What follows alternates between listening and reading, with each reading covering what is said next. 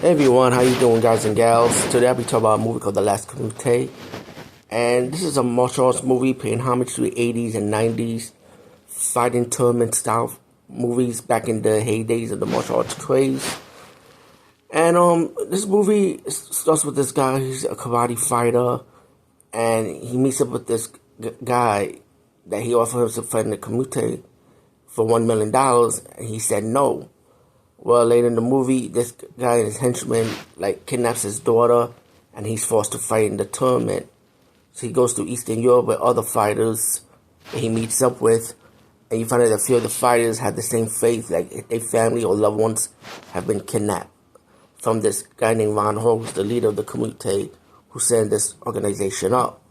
So the fighters are pretty much forced to fight in this tournament. Now, the thing in this movie is that it's 1 hour 45 minutes. It's a long movie.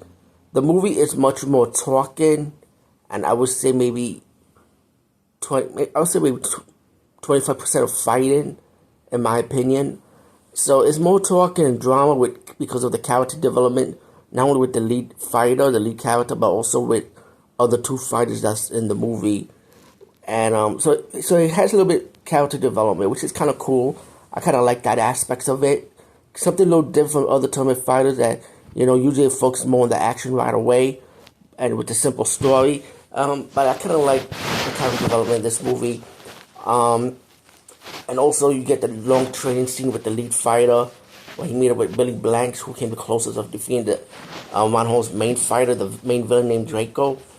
And even Draco got a little backstory with one of the trainees that's going to train the hero to fight Draco, because she had the experience of teaching Draco, and that lady is played by Cynthia Rothrock, which was another cool little backstory, little character development. And of course we got Billy Blank's character development when he was forced to work for Ron Hall because he had a history of his wife being killed by him, his daughter being kidnapped also, who suffered the same fate.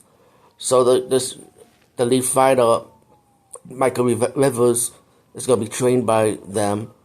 And once we get to the tournament scene, and that's like in the 1 hour minute mark, like 1 hour, I kid you not, 1 hour, we finally get to the tournament.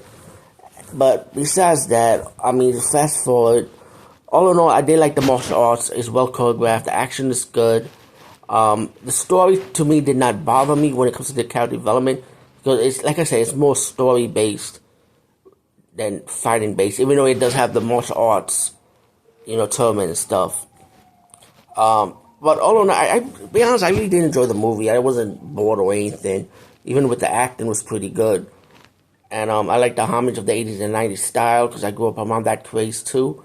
And the music is great. It's like people behind the most popular martial arts music you may recognize and know of. And you also got guests from a lot of fighters and people that you know from those type of movies. The Last Kumite, I do highly recommend it, and it's finally on Tubi TV, so you can check it out on Tubi. Anyway, peace out, over and out. Let's see you later, guys and gals. I hope you enjoyed this review.